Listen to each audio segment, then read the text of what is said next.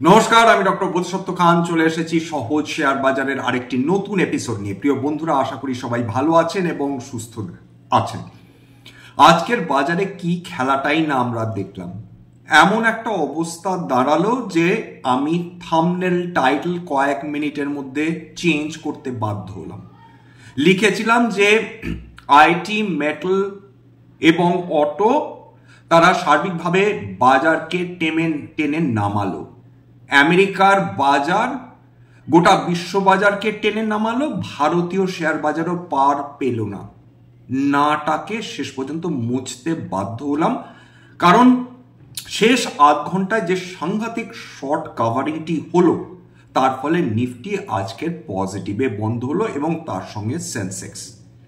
যে major ইন্ডাইসেসগুলো নেগেটিভে trade করছিল তার মধ্যে অবশ্যই আইটি রয়েছে, মেটাল রয়েছে, অটো রয়েছে, তারা এমনভাবে তাদের লস মেকআপ করলো। হ্যাঁ, যদিও এই তিনটে সেক্টর শেষ পর্যন্ত নেগেটিভেই বন্ধ হলো, কিন্তু তা সত্ত্বেও তারা লসটা সিগনিফিকেন্টলি কম করে ফেললো। ওভারঅল আজকের যে বিহার ইলেকশনের ফলাফল, যেখানে ইনকামবেন্ট পার্টি জিতলো, এনডিএ জিতলো, 200-র ওপর তারা সিট জিতে কম্প্রিহেন্সিভলি বিহার স্টেট ইলেকশন তারা জিতে ফেললো। আজকের হয়তো খুব সহজেই 26,000 ছাড়িয়ে যেতে পারত এবং যেটা সর্বকালীন উচ্চতা অর্থাৎ নিফটির 26,277-এর কাছাকাছি, সেটাও হয়তো বা ক্রস করতে পারত যদি না বিধি বাম হতো। মানুষ ভাবে এক, হয় এক, একটা কথা রয়েছে না। বাস্তবিকভাবে আজকের আমরা সেটাই দেখলাম। বিগতকাল রাতে লিটারালি আমেরিকার মার্কেট যাকে বলে রক্তাক্ত হলো, ব্লাড বাথ হলো, অর্থাৎ সমস্ত শেয়ারে দারুণ ধস নামলো। বিশেষত সেই ম্যাগনিফিসেন্ট 7 কোম্পানি যারা আর্টিফিশিয়াল ইন্টেলিজেন্সে কয়েকশো বিলিয়ন ডলার তারা অলরেডি ইনভেস্ট করেছে বা সামনে 3 বছরের মধ্যে করতে চলেছে, সেই ম্যাগনিফিসেন্ট 7 স্টকসগুলোতে ধস নামলো। এবং সেটা বিগতকালের ঘটনা নয়, এটা কয়েকদিন ধরেই চলছে। ন্যাসড্যাক বিশেষ করে, যেটা আইটি ইন্ডেক্সকে ট্র্যাক করে মেনলি, সেই ন্যাসড্যাকে এতটাই পতন এলো যে গোটা বিশ্ব জুড়ে, এবং স্ট্যান্ডার্ড অ্যান্ড পুরেও পতন এসেছে, ডাউ জোন্সেই পতন এসেছে। কত এসেছে সেটা একটু পরে আলোচনা করব। এছাড়া বিশ্ব বাজার এই ন্যাসড্যাকের এহেন পতন দেখে বা আমেরিকার শেয়ার বাজারে এহেন পতন দেখে আজকের সমস্ত এশীয় মার্কেটকে দেখলে চমকে উঠতে হবে। লিটারালি 3%, কোথাও 2%, কোথাও এমনকি 4%ও কারেকশন এসছে এশীয় মার্কেটে। ইউরোপীয় সমস্ত মার্কেট মেজর ক্যাকড্যাক ফুডসে 1%-এর বেশি পতন দেখে ফেলেছে। খুব স্বাভাবিকভাবে মার্কেট যখন আজকে স্টার্ট করলো ভারতীয় শেয়ার বাজার, সেটা নেগেটিভ বায়াস নিয়ে ট্রেডিং স্টার্ট করেছিল, কারণ তখনও একটা ওভারহ্যাং ছিল, ইলেকশন ওভারহ্যাং ছিল এবং মানুষ তখনও জানতেন না এক্স্যাক্টলি কি হতে চলেছে। সার্বিকভাবে একটা নেগেটিভ একটা চিন্তা নিয়ে একটা ট্রেডিং শুরু হয়েছিল ভারতীয় শেয়ার বাজারে।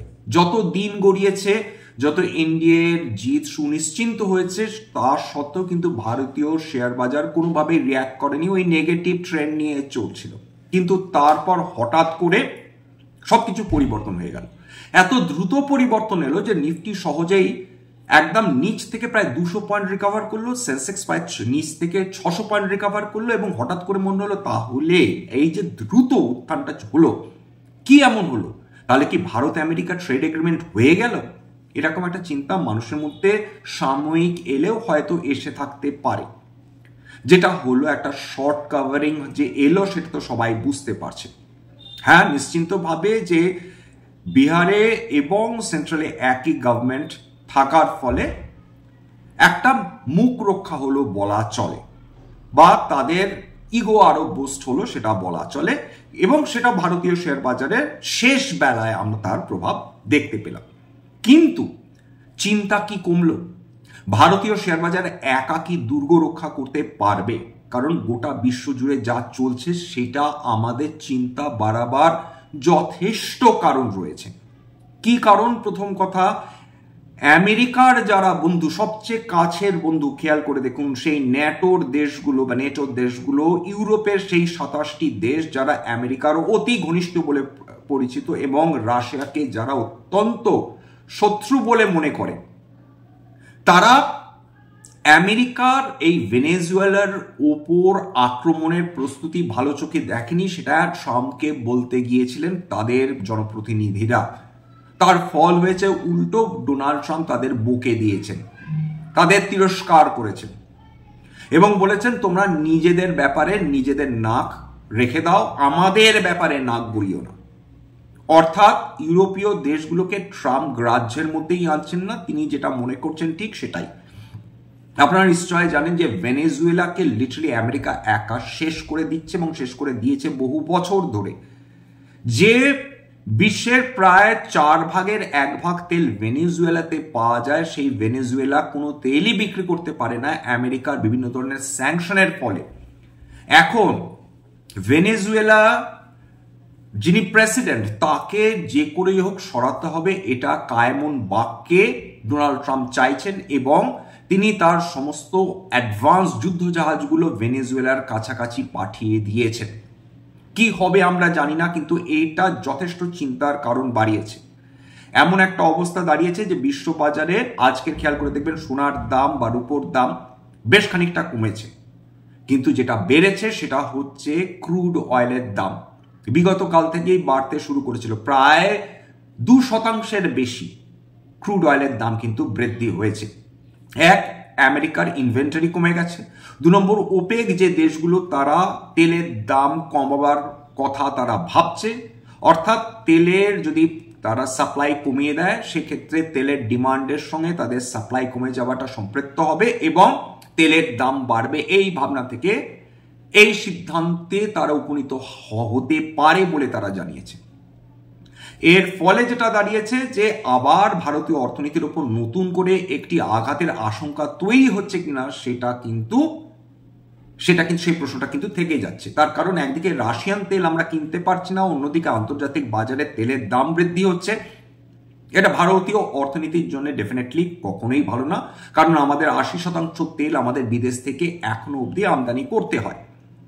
উপরন্তু আরেকটা চিন্তার কারণ আমাদের বৃদ্ধি হয়েছে, যে কারণে বৃদ্ধি হয়েছে সেটা হচ্ছে চীন আজকের একটা প্রেস কনফারেন্স করেছে বিশ্বের সমস্ত সাংবাদিকদের নিয়ে। সেখানে তারা বলছে যে আমেরিকা তাইওয়ানকে অস্ত্র বিক্রি করার কথা বা পরিকল্পনা করছে।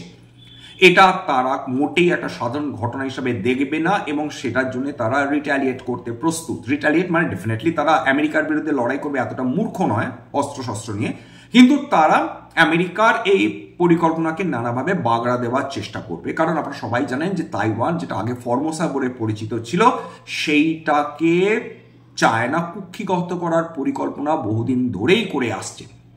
সেক্ষেত্রে আমেরিকা যদি তাইওয়ানকে সাপোর্ট করে সেক্ষেত্রে নতুন করে বিশ্ব জুড়ে কেবলমাত্র যে যুদ্ধের আশঙ্কা বা তেল বাড়ার আশঙ্কা তা নয়, এর সঙ্গে কিন্তু যে সাপ্লাই চেন সেইগুলোতে দারুণভাবে আঘাত আসার সম্ভাবনা তৈরি হচ্ছে, সেটা আরেকটা চিন্তার কারণ। এই সমস্ত কারণগুলোর ক্ষেত্রেই কারণেই কিন্তু আমরা আজকে বিশ্ব বাজারে বিভিন্ন শেয়ার বাজারে কোল্যাপস দেখেছি। এছাড়া চায়নার industrial output number, IIP number, সেটা কমে দাঁড়িয়েছে। এই যে আইআইপি নাম্বারটা কমে দাঁড়িয়েছে, এটা কার জন্য চিন্তার? সেটা ডেফিনেটলি চায়নার জন্য তো চিন্তার বটে, কিন্তু এছাড়া চিন্তা ভারতবর্ষের জন্য। কারণ ইন্ডাস্ট্রিয়াল আউটপুট নাম্বার যদি চায়নার কমে, তার মানে হচ্ছে ইন্ডাস্ট্রিয়াল আউটপুট যথেষ্ট হচ্ছে না বা কমে যাচ্ছে। মনে রাখতে হবে চীনের আইআইপি নাম্বার বৃদ্ধি হলে সেটা ভারতবর্ষের মেটাল সেক্টরের জন্য দারুণ পজিটিভ, কারণ চীন বিপুল পরিমাণ কয়েক বিলিয়ন ডলারের মেটালস, বিশেষ করে আয়রন ওর, তারা ভারতবর্ষ থেকে আমদানি করে নিজেদের দেশে।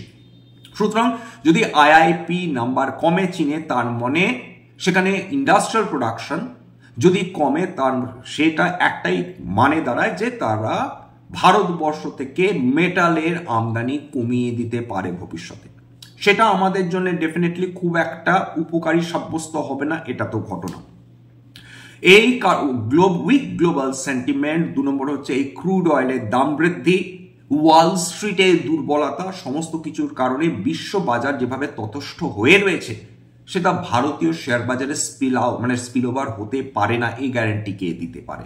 আজকের দিনটা কোনো মতে আমরা হয়তো বেঁচে গেলাম, কিন্তু আর্টিফিশিয়াল ইন্টেলিজেন্স নিয়ে যে চিন্তা, যে এক্সেসিভ যে বাজার দরে বিভিন্ন আমেরিকার আইটি কোম্পানিগুলো, বিশেষ করে এআই রিলেটেড কোম্পানিগুলো ট্রেড করছে। সেটা তো আগে বহুবার বিভিন্ন এপিসোডে আলোচনা করেইছি যে আমেরিকার বাজার অত্যন্ত এক্সপেন্সিভ।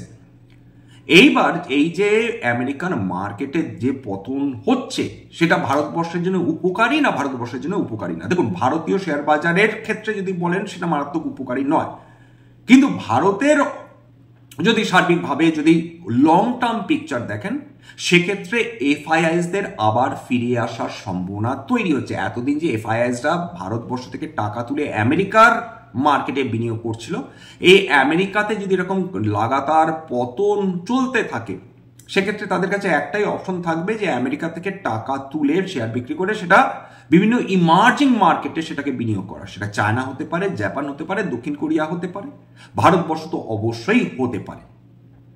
তাই জন্য আমাদের এই ক্ষেত্রে সাপে বর হতে পারে, সেটা আবার বলার চেষ্টা করছি। এইবার আরেকটা জিনিস খেয়াল করে দেখেছেন, ক্রিপ্টো মার্কেট, ক্রিপ্টোকারেন্সি মার্কেট লাগাতার পতন হচ্ছে। এবং একটা জিনিস মাথায় রাখবেন যে ক্রিপ্টো মার্কেটের সঙ্গে ন্যাসডাকের একটা ঘনিষ্ঠ সম্পর্ক রয়েছে।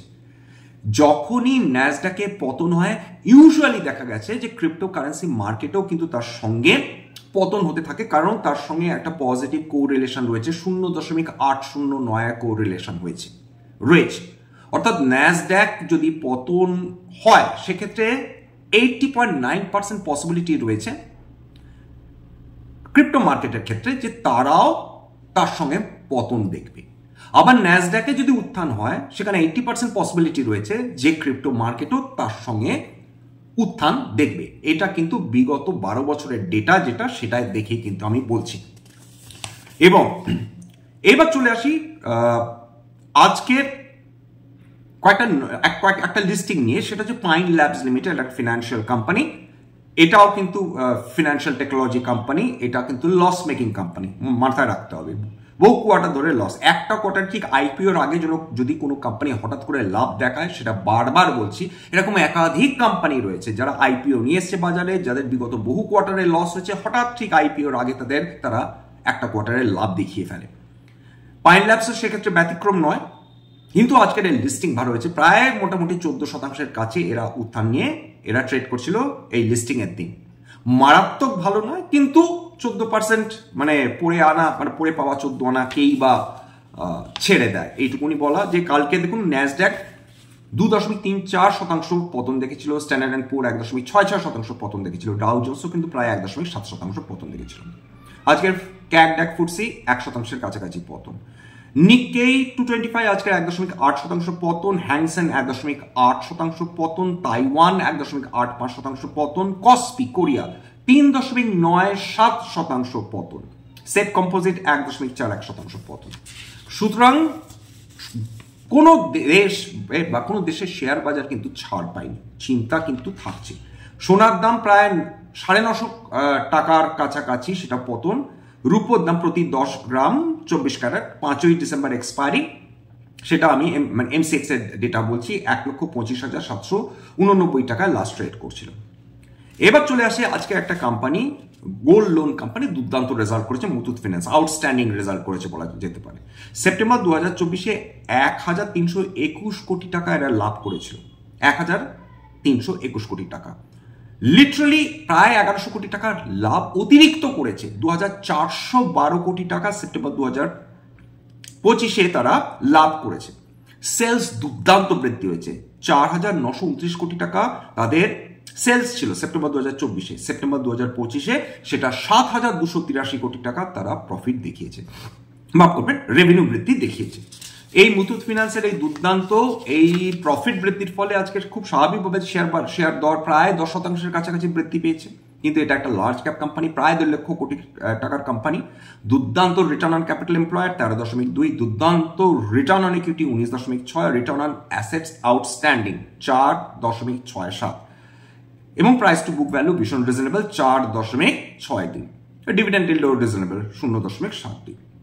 আসুন আজকে কোন কোম্পানিগুলো পজিটিভে ট্রেড করেছে। মুথুট ফিন্যান্স তো বললাম, জুবিল্যান্ট ফুড, ভারত ডিনামিক্স, তাছাড়া NBCC, Vodafone idea, Adani enterprises, এরা 4 থেকে 6% মধ্যে বৃদ্ধি পেয়েছে।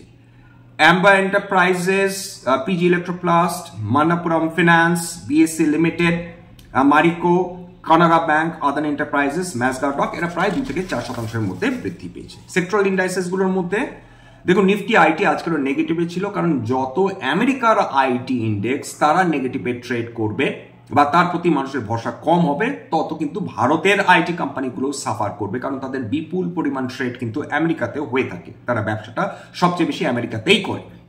আজকে 0.92% নিচে নেমে ট্রেড করছিল। বিএসসি মেটালস চায়নার কারণে একটা হতে পারে, 0.75% নিচে নেমে ট্রেড করছিল।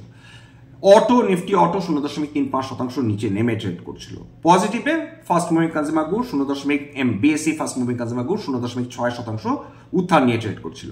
নিফটি মোটামুটি 30 পয়েন্ট উপরে উত্থান নিয়ে বন্ধ হয়েছে। বিএসসি সেন্সেক্সও প্রায় 200 পয়েন্ট উত্থান নিয়ে বন্ধ হয়েছে বলা যেতে পারে। বিএসসি স্মল ক্যাপ এবং মিড ক্যাপ এই দুটোই ভীষণ ফ্ল্যাট ট্রেড করেছে।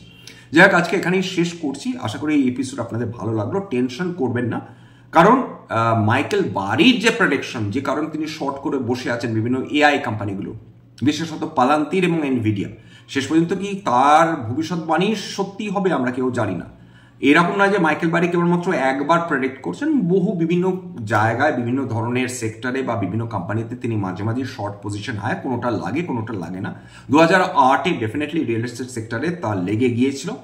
এবার এআই রিলেটেড কোম্পানিগুলোর ক্ষেত্রেও তার ভবিষ্যৎবাণী যদি সত্যি হয়, তাহলে কিন্তু আমেরিকার ক্ষেত্রে একটা ক্যাটাস্ট্রফিক ইভেন্ট হতে পারে এই টাইপের। কিন্তু তিনি যে শর্ট পজিশন নিয়েছেন বিশ্বের সবাই জানে, এবং সেটা স্পিল ওভার আমরা তো ডেফিনেটলি দেখতে পাচ্ছি বিভিন্ন বাজারে। যাই হোক, আজকে এখানে শেষ করছি। স্ট্যান্ডার্ড ডিসক্লোজার যে কোম্পানিগুলো নিয়ে আলোচনা করলাম, হতে পারে তার মধ্যে কয়েকটা কোম্পানিতে আমার বা আমার পরিবারে বিনিয়োগ থাকলেও থাকতে পারে। ভবিষ্যতে যদি নতুন করে কিনি বা বিনিয়োগ করি, আগাম বিজ্ঞপ্তি দিয়ে কিনতে বা বিক্রি করতে পারবো না। স্ট্যান্ডার্ড ডিসক্লেমার, এটা কেবলমাত্র একটা এডুকেশন চ্যানেল। বাঙালি বিনিয়োগকারীদের ইনভেস্টার অ্যাওয়ারনেস বৃদ্ধির জন্য এখানে কোনো ধরনের কোনো শেয়ারের buy sell recommendation, suggestion, advice এমনকি ইনফ্লুয়েন্স করার প্রচেষ্টা নেই। আমার কথা শুনে যদি কোনো শেয়ারে আপনারা বাই সেল সিদ্ধান্ত নেন, ক্ষতির মুখোমুখি হতে পারেন। সুতরাং সবসময় একজন সেবি রেজিস্টার্ড ইনভেস্টমেন্ট অ্যাডভাইজারের পরামর্শ নেওয়ার চেষ্টা করবেন বা নিজের ডিউ ডিলিজেন্স করবেন। এবং সবশেষে যেটা বলি, যদি এই ধরনের এপিসোড আপনাদের সত্যি মনে হয় আমাদের বাঙালি ভাই বোনদের জীবনে একটুখানি ভ্যালু অ্যাড করতে পারছে, প্লিজ একটা লাইক দেবেন, অবশ্যই সাবস্ক্রাইব করবেন। বহু মানুষ দেখেন কিন্তু সাবস্ক্রাইব না করে চলে যান, কষ্ট হয়।